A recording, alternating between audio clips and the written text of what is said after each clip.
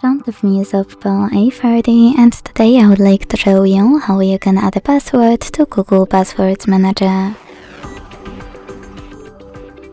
Begin by opening Settings and scrolling down to access Google.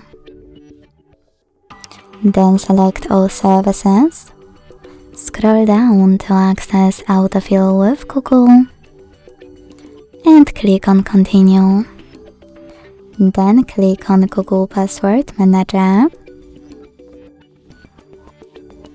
Select Add Password and input all of those informations. At the top, select any website or click on Select App and tap on the chosen one. Then enter your username, email or phone number, password, and even take some helpful notes.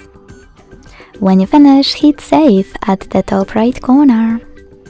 Thanks so much for watching. If you enjoyed this video, don't forget to leave a like, comment and subscribe. Bye!